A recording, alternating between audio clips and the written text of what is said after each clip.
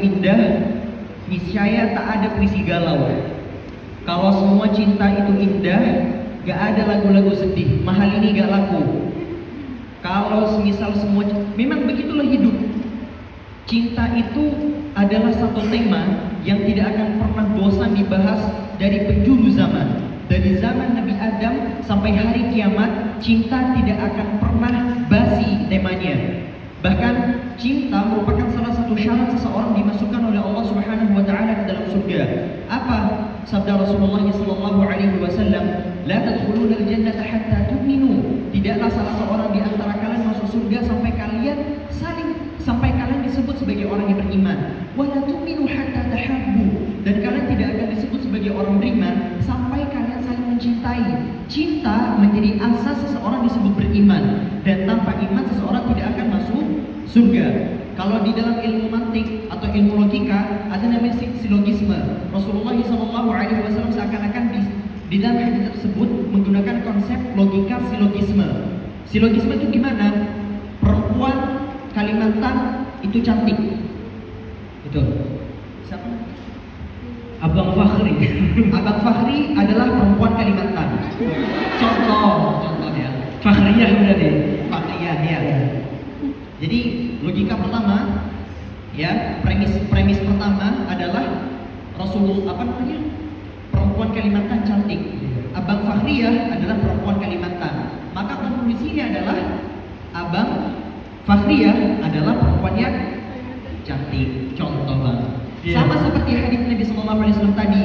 Yang pertama, la tadkhuluna al-jannata hatta tu'minu. Tidaklah seseorang di antara kalian masuk surga sampai kalian beriman. Itu premis pertama. Premis kedua, wala tu'minu hatta tahabbu. Dan kalian tidak bisa disebut beriman sampai kalian saling mencintai.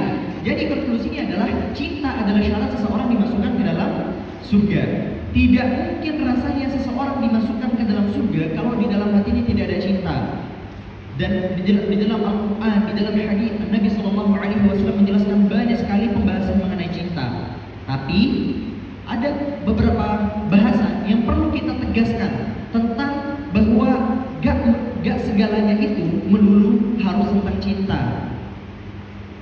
Perempuan itu biasanya atifiyatuhu guna apa ya? Perasaannya itu biasanya mendahului logikanya. Biasanya, bukan semua, karena kadang ada sebagian di antara banyak perempuan yang kadang mendahulukan logikanya di atas segala-galanya. Tapi rata-rata perempuan perasaan itu biasanya mendahului logikanya. Saya banyak bertemu dengan perempuan-perempuan di luar sana yang cerdas, juara. Kalau debat sama saya urusan perduniawian ya, entah urusan politik, entah urusan apa yang terjadi di masyarakat, itu kalau debat sama saya itu benar-benar non-stop. Tapi kalau dia udah ketemu sama cowok, amit-amit jadi goblok. Beneran, cowoknya benar-benar gak worth it. Yang dia suka itu cowoknya gak worth it. Gak pernah sholat juga. Gimana ceritanya orang bisa disebut worth it kalau gak pernah sholat kan? Dia yang semasya Allah itu tiba-tiba dilulukan dengan cowok yang seperti ini. Maka saya senang sama tema kali ini. Kenapa? Karena saya lumayan concern sama isu-isu keperempuanan. Kenapa saya gak concern sama isu-isu kelaki-lakian? Kan saya laki-laki. Karena kita selama ini selalu dikuasai dengan peradaban laki-laki. Iya enggak? Kita selama ini selalu dikuasai dengan peradaban laki-laki. Laki-laki selalu menguasai peradaban di berbagai macam. Mana ada peradaban perempuan? Di mana teman-teman pernah mendengar nama perempuan yang kemudian mampu menaklukkan dunia A, B, C, D, F, G? Sekalipun ada susah. Dan saya hampir meyakini teman-teman tidak bisa menyebutkan salah satunya. Gak ada? Susah nyebutnya kan? Tapi kalau kita sebutkan nama sekumpulan para pria-pria yang luar biasa, yang keren, Masya Allah, tabarakallah, jutaan. Kenapa? Apa penyebabnya ini? Oke, mari kita bahas runtutannya dari awal. Karena hari ini semua yang hadir di sini adalah sekumpulan para muslimah, bukan? Muslimah ya? Alhamdulillah. Ada yang nonis? Gak ada? Halo? Mbak Kristen? Yahudi gak ada? Oke, aman, muslimah. Banyak di antara kita yang kemudian seringkali menjadikan agama sebagai tameng untuk memframing ini pikiran-pikiran buruk kita mengenai para perempuan. Seakan-akan tugas perempuan itu ya itu saja. Seakan-akan perempuan itu gak jauh dari dapur dan kasur. Seakan-akan perempuan yang salihah adalah perempuan yang mantap di kasur dan jago di dapur. Iya kan? Itu framing masyarakat kita. Dan mereka framingnya bukan hanya dengan narasi-narasi biasa semata, tapi di framing dengan apa? Di framing dengan agama. Tentu saja benar, perempuan yang jago memasak yang akhirnya bikin suaminya kelepek-kelepek itu ibadah yang luar biasa. Tentu saja perempuan yang kasur itu juga ibadah yang luar biasa. Tapi apakah itu semua merupakan pokok dari segala-galanya? Jawabannya itu adalah kelebihan dari tugas pokok mereka. Jadi begini bahasanya. Memasak dan sebagainya, sebagaimana teman-teman ketahui dari TikTok ya. Dulu ini nggak pernah ramai, tapi sekarang gara-gara TikTok akhirnya ini tersebar. Memasak, kemudian ngurus-ngurus rumah, cuci dan sebagainya, itu hakikatnya bukanlah tugas pokok perempuan ya. Hakikatnya laki-laki punya berbagai macam prasarana yang harus memenuhi hal-hal tersebut. Tapi selama bertahun-tahun perempuan melakukannya, beribu-ribu tahun perempuan melakukannya. Ini menunjukkan bahwa alhamdulillah selama beribu-ribu tahun para perempuan sudah melebihi dari tugas pokok mereka. Paham? Saya sekarang sholat 5 waktu, hukumnya wajib. Kalau saya tambah pakai sholat sunnah, ini menunjukkan bahwa saya melakukan sesuatu yang melebihi kewajiban saya. Sama, perempuan semuanya, alhamdulillah selama beribu-ribu tahun, hakikatnya itu bukan tugas pokok, tapi karena dilakukan, itu kemudian menjadi ibadah yang berlebih yang semoga Allah Subhanahu wa taala merahmati semua perempuan-perempuan di masa lalu. Dan disclaimer, saya tidak mendukung berbagai macam gerakan yang mengatasnamakan diri mereka yang berasaskan liberalisme, yang berasaskan feminisme. No, itu bukan manhaj saya sebagai seorang muslim. Jadi jangan anggap saya di sini kemudian membahas tentang perempuan kemudian saya membela perempuan kemudian nggak usah menaati suaminya, nggak usah menaati ayahnya. Bukan, itu bukan manhaj saya, bukan gaya saya. No. Keluar dari sini kalau misal ada yang anggap saya berpikiran seperti itu, gak ada. Bukan, itu bukan saya. Taat suami wajib, taat ayah wajib hukumnya. Ya, kita perlu bikin garis dulu, garis merah bahwa saya gak akan keluar dari zona ini. Saya gak mau mengajak teman-teman sekalian kemudian pulang dari sini ayahnya ditendang. Saya perempuan bervalue, yang punya suaminya ditendang. Saya perempuan, saya punya hak. Diam kamu. Bukan. Sekali lagi kami tegaskan, kami tidak mau membahas segala hal yang berurusan dengan itu berasaskan pemikiran feminisme atau liberalisme. No, gak ada ya. Kemudian kembali ke bahasan tadi, framing seperti itu bahwasanya perempuan itu perempuan yang salihah adalah perempuan yang hanya bisa hidup sebagaimana kehidupan primitif, ada di rumahnya, ngumpat, gak pernah membuat karya, gak menjadi produktif, adalah perempuan yang salihah. Betul kan? Betul seperti itu? Kita di framing seperti itu selama bertahun-tahun. Tapi apakah faktanya seperti itu? Faktanya tidak. Kenapa? Karena pada hakikatnya para orang-orang terdahulu, Islam sendiri pun berusaha menghilangkan pikiran-pikiran seperti ini. Sebelum Islam, sebagaimana teman-teman ketahui, saya tidak ingin meromantisasi masa lalu. Saya juga kesel. Saya bukan tipikal orang yang suka meromantisasi masa lalu. Maksudnya apa? Kita selalu berbangga dengan masa lalu kita sehingga akhirnya kita lupa tugas pokok kita hari ini. Enggak. Tapi saya ingin membawa kajian masa lalu untuk menunjukkan bahwa Islam enggak sebagaimana yang teman-teman pikirkan. Di masa lalu, perempuan itu kalau haid diasingkan keluar kota sebelum Islam. Haid diasingkan keluar kota. Sebelum Islam, perempuan itu gak dapat warisan. Sebelum Islam, gak dapat warisan, walaupun ujung-ujungnya warisannya kan tetap lebih banyak laki-laki. Kenapa lebih banyak laki-laki? Ada hikmah di baliknya. Karena laki-laki punya tugas yang lebih besar. Apa? Laki-laki punya tugas untuk menafkahi bininya, menafkahi orang tuanya, menafkahi anaknya. Yang perempuan tidak punya kewajiban itu. Itu hikmah di baliknya. Yang kedua, perempuan di masa lalu sebelum Islam, ini yang sering kali menentang poligami dan sebagainya, itu kalau dinikahi unlimited. Jadi orang Arab zaman dulu, bukan orang Arab, orang Eropa, orang Arab, Korea, sering kalau teman-teman nonton drakor atau dracin pasti muncul selir-selir kan?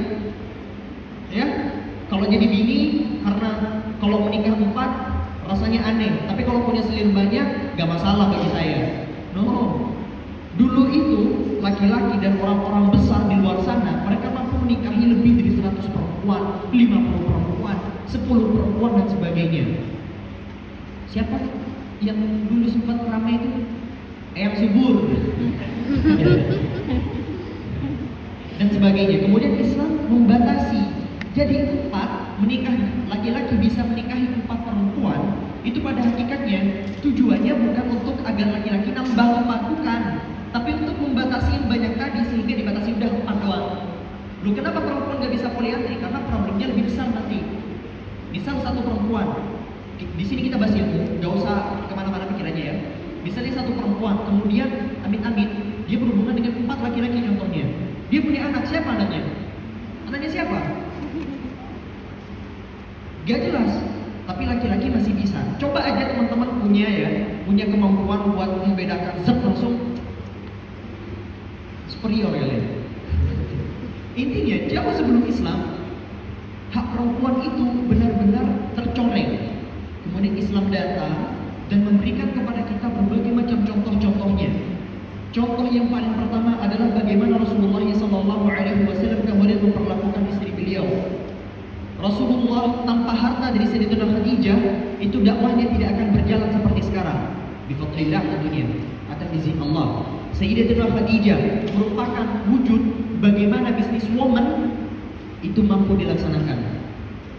Kota Makkah itu hartanya kalau ditumpuk di satu tempat ini ya, duit orang Makkah itu dikumpulkan, dilempar ke satu tempat nih, kemudian dibagi jadi 3, sepertiga hartanya tadi itu punya Sayyidatina Khadijah. Kaya, miliuner, mungkin triliuner beliau, Sayyidatina Khadijah radhiyallahu anha, bisnis woman yang luar biasa.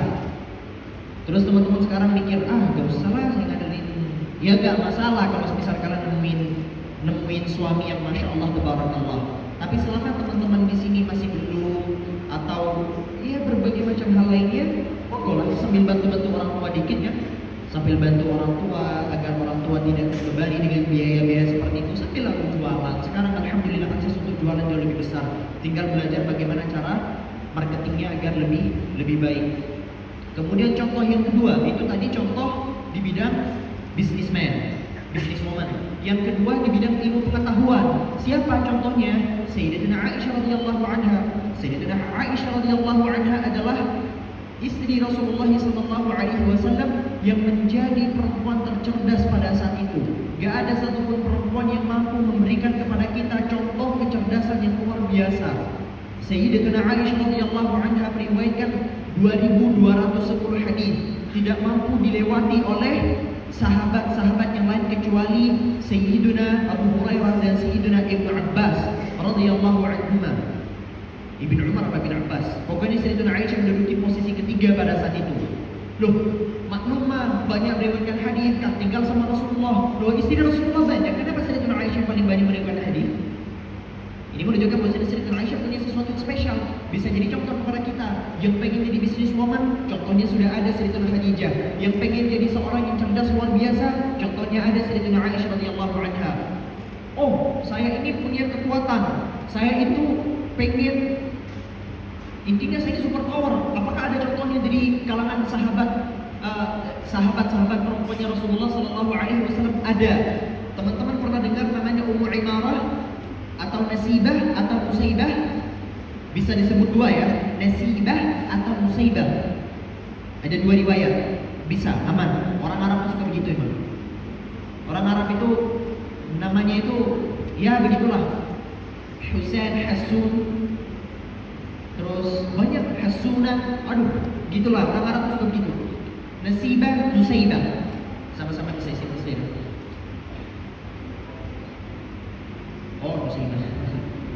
Nah, pada peristiwa perang Uhud, biasanya perempuan-perempuan itu kerjanya jadi PMI. Biasanya di bagian yang ngurus kalau ada sahabat-sahabat yang sakit, sahabat-sahabat yang lagi terluka, itu biasanya perempuan-perempuan di belakang adalah garda terdepan di bidang dunia medis. Diobatin, dikasih apa yang merah? Kalau luka betadine gitu. Jadi kalau ada sahabat Rasulullah yang lagi terluka dikasih betadine gitu. Sudah ada ya. Wallahu a'lam. Pokoknya teknik pengobatannya seperti apa, wallahu a'lam. Namun pada saat itu Sayyidatuna Nusaybah ini melihat bahwasanya sahabat-sahabat Rasulullah pada saat itu benar-benar terpukul mundur oleh orang-orang kafir Quraisy pada saat itu pada peristiwa perang Uhud. Jadi kafir-kafir Quraisy pada saat itu benar-benar hampir saja menguasai peperangan Uhud. Sayyidatuna Nusaybah ini greget, gimana Rasulullah ini nanti bakalan kesakitan, mungkin Rasulullah bisa saja sedang menghadapi mara bahaya di sana. Akhirnya apa yang dilakukan oleh Sayyidatuna Nusaybah? Beliau lagi megang botol air untuk berikan minuman kepada sahabat-sahabat yang sedang terkapar pada saat itu. Botolnya dilempar, pedang yang sedang ada di bawah diambil sama Sayyidatuna Nusaybah, naik ke atas gunung, melihat Rasulullah di tengah, loncat di tengah. Kebayang, pernah nonton sesi perang ya? Pernah nonton Umar lah. Kalau teman-teman yang nonton Umar, lihat gak betapa perang itu kemudian berkecamuk. Gak perang seperti sekarang yang jarak jauh gitu, bukan. Perang zaman dulu yang benar-benar di tengah. Sayyidatuna Nusaybah ketepang. Jadi posisi laki-laki pada saat itu kumpulannya banyak. Itu diketepang sampai beliau ada di dekat Rasulullah SAW. Para sahabat pada saat itu kewalahan melindungi Rasulullah sampai Rasulullah SAW kena ketepang sama kafir Quraisy. Sampai gigi geraham Rasulullah SAW patah. Ibn Mas'ud, Abu Bakar, Abu Ubaidah dan sahabat-sahabat lain itu kebingungan. Mereka kesulitan melindungi Rasulullah SAW. Susah, hampir gimana, kebingungan. Kemudian datang Sayyidatuna Nusaybah radhiyallahu anha yang kronologisnya kemudian diceritakan oleh Rasulullah SAW kepada para sahabat. Bahkan gara-gara kejadian ini Rasulullah SAW berdoa, ya Allah, jadikanlah Nusaybah dan keluarganya nanti menjadi orang terdekat denganmu di surga. Yang doa bukan Jokowi ini. Yang doa Rasulullah, bayang. Mas, bayangin ya, Rasulullah tiba-tiba doa, ya Allah, semoga Abang Fakhri dan keluarganya nanti bareng saya di surga. Enak gak? Tinggi gak? Salting gak? Itu Sayyidatuna Nusaybah diceritakan kronologisnya oleh Rasulullah SAW. Aku tidak melihat kanan dan kiri kecuali di sana ada Nusaybah yang berusaha melindungiku. Terluka Sayyidatuna Nusaybah itu bukan berarti dia terluka, tetap terluka, tapi lukanya jadi gak terasa. Kenapa? Karena beliau berusaha melindungi Rasulullah. Bahkan sahabat-sahabat lain seperti Abu Bakar, Umar dan sahabat-sahabat lain radhiyallahu taala alaihim ajma'in menyebutkan Sayyidatuna Nusaybah itu seperti singa betina yang berusaha melindungi anak-anaknya. Jadi beliau waktu itu benar-benar gagah luar biasa. Dan Sayyidatuna Nusaybah ini adalah ibu yang galak. Memang terkenal galak, anak-anaknya itu suka dihukum luar biasa. Tapi begitulah beliau, sampai-sampai beliau dijuluki apa? Imra'atun bi alfi rajul. Perempuan yang setara dengan 1000 laki-laki. Perempuan yang setara dengan 1000 laki-laki. Kemudian setelahnya lagi, di masa-masa setelahnya kita dipertemukan dengan Imam Syafi'i, kita dipertemukan dengan Imam Ahmad bin Hanbal, kita kemudian dipertemukan dengan Imam Al-Bukhari. Ada yang asing nama-namanya? Gak asing kan? Asing gak sama Imam Syafi'i? Asing gak sama Imam Ahmad? Asing gak sama Imam Al-Bukhari? Mereka semua itu terlahir dengan seorang single parent, ibunya sahaja, tanpa seorang ayah. Keren gak? Yang benar-benar ngantar setiap hari ke masjid, dididik seperti itu ibunya, bukan ayahnya. Sehingga mereka semua hari ini kita temukan mampu menjadi kibar a'immah, menjadi pemimpin para umat-umat hari ini. Karena apa? Karena hadirnya mereka. Siapa mereka? Para perempuan-perempuan itu. Imam Ibn Hazm Al-Andalusi rahmatullah ta'ala alaih. Pernah dengar nama Imam Ibn Hazm? Imam Ibn Hazm menyebutkan, kalau kita membunuh atau menghancurkan satu laki-laki, berarti kita telah menghancurkan satu jiwa, satu manusia. Namun ketika kita menghancurkan satu anak perempuan, berarti kita menghancurkan satu peradaban. Saya ulangi sekali lagi. Kalau kita menghancurkan satu anak laki-laki, berarti kita menghancurkan satu jiwa. Kalau kita menghancurkan satu anak perempuan, berarti kita telah menghancurkan peradaban. Coba lihat bagaimana para ulama-ulama kita pada saat itu benar-benar memperjuangkan hakikat keperempuanan yang hakiki. Imam Asy-Syafi'i, ada seorang perempuan bernama Nafisah ibnatu Alauddin, ya, Nafisatul Hasan, ya, Nafisah ibnatul Hasan. Beliau ini adalah muridnya Imam Malik rahmatullah ta'ala alaih. Beliau ini juga suka keliling-keliling untuk menyampaikan ilmunya di berbagai macam tempat. Sampai-sampai salah satu muridnya itu siapa? Imam Asy-Syafi'i. Imam Asy-Syafi'i punya guru perempuan. Imam Ahmad bin Hanbal itu dicatat di dalam catatannya punya 70 guru perempuan. Imam Ahmad bin Hanbal punya berapa? 70 guru perempuan. Allahu Akbar. Kemudian ada yang namanya Sayyidatuna Fatimah ibnatu Alauddin.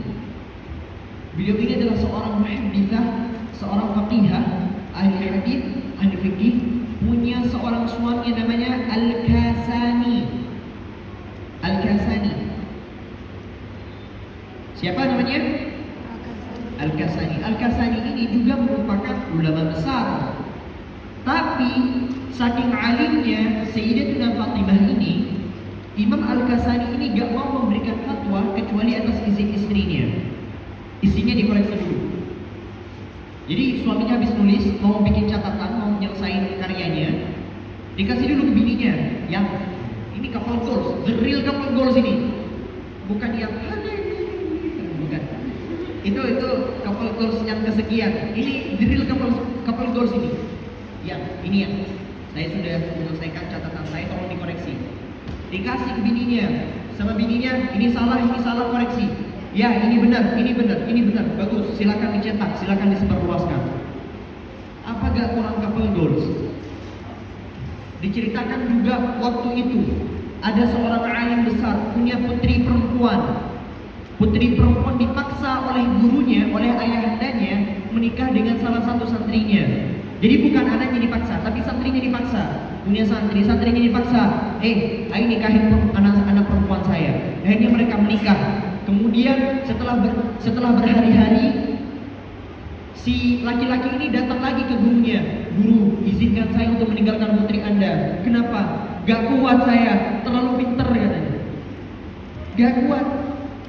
Ini menunjukkan betapa kerennya perempuan-perempuan yang memang dididik dengan seperti itu. Sekarang pertanyaannya, apa yang harus dilakukan oleh seorang perempuan muslimah untuk kemudian membangkitkan peradaban? Apa yang harus dimiliki? Apa yang harus dimiliki? Apakah yang dimiliki otot untuk bisa mampu melampaui para laki-laki? Jujur sebenarnya saya gak mau melampaui laki-laki. Saya laki-laki, saya gak mau kalah. Saya gak mau kalah, jujur aja ini. Cuman ini saya kasih cheat biar teman-teman ini ada ghirahnya muncul, ghirahnya terhadap kehidupan itu muncul. Tapi saya gak mau kalah. Saya gak mau kalah. Maka mari kita saling beradu. Apa yang sekiranya bisa dilakukan oleh para perempuan hari ini untuk mampu melampaui para laki-laki? Tenaga, nggak usah ngarep. Bawakan perempuan terkuat, lawan laki-laki terkuat. Siapa yang menang? Laki-laki. Gak mungkin gak bisa melawan kami para laki-laki. Gak mungkin. Apa yang bisa dilakukan? Yang bisa yang mampu sekiranya kita saling berjuang untuk mendapatkannya? Ilmu pengetahuan. Nah, disinilah titik puncaknya. Titik puncak bahasan saya ngangengong dari tadi itu cuma intermezzo. Ngangengongnya saya tadi itu cuma intermezzo untuk menunjukkan bahwasanya kalau perempuan itu punya sesuatu yang diandalkan. Kemudian apa yang bisa diandalkan oleh perempuan hari ini terlepas dari segala-galanya? Ilmu pengetahuan. Gak ada lagi selain itu. Gak ada. Saya nyatakan di tempat ini, gak ada satupun yang mampu membuat teman-teman sekalian melampaui kebanyakan laki-laki kecuali dalam bidang ilmu pengetahuan. Maka jangan berhenti mencari ilmu. Ilmu apapun itu, selama teman-teman hari ini ada di passionnya, silakan berjuang di bidang passion tersebut. Kami tegaskan sekali lagi, satu-satunya hal yang mampu membuat teman-teman perempuan di sini kemudian mampu melampaui banyak laki-laki zaman saya, itu adalah ilmu pengetahuan. Tanpa ilmu pengetahuan kalian jangan ngarep mampu membawa peradaban baru. Universitas pertama di dunia yang kemudian hari ini diadopsi oleh orang banyak, itu siapa penciptanya? Perempuan. Mampu melampaui semua manusia di zaman sekarang dengan metodenya tadi, kemudian membuat universitas dengan apa? Ilmu pengetahuan. Maka jangan berhenti belajar. Beneran, saya serius ngomongnya. Ini gak cuma bahasa klasik. Mungkin teman-teman akan mendengar ini seperti bahasa klasik. Jangan berhenti belajar, jangan berhenti belajar. Kayak cuman itu doang. Saya dengar dari bapak saya dengar dari teman saya dengar dari guru saya, dengar dari berbagai motivator. Tapi sekarang saya mengucapkan dari hati saya yang paling dalam. Jangan berhenti belajar. Kalau nafas masih mengalir, jangan berhenti baca buku. Kalau nafas masih mengalir, jangan berhenti mendiskusikan ilmu baru. Kalau nafas masih berjalan, jangan berhenti untuk selalu kepo dengan bagaimana dunia ini kemudian berjalan. Bagaimana Allah Subhanahu wa Ta'ala berfirman di dalam Al-Qur'annya, bagaimana Rasulullah kemudian menyabdakan sabdanya. Jangan berhenti mempelajari segala hal, selalu tanyakan segala hal. Jangan terima mentah-mentah semua pernyataan orang-orang selama ini. Belajar untuk kembali memverifikasinya. Kita hari ini kurang ilmu pengetahuan. Karena kita kurang ilmu pengetahuan, berbagai macam narasi-narasi yang kemudian dimunculkan di sosial media kita dengan mudahnya percayai.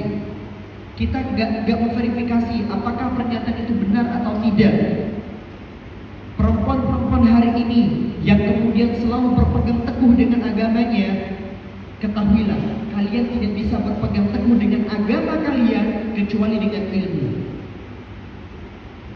Kalian berusaha hijrah nih, berusaha sholat, berusaha ibadah, tapi ngajinya kurang, cuma ngajarin ibadah doang. Saya jamin gak istiqomah. Saya jamin gak istiqomah.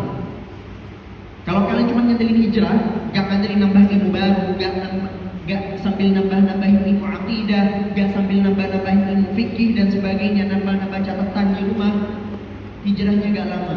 Karena kalian akan memandang ibadah itu ya sebatas seperti itu.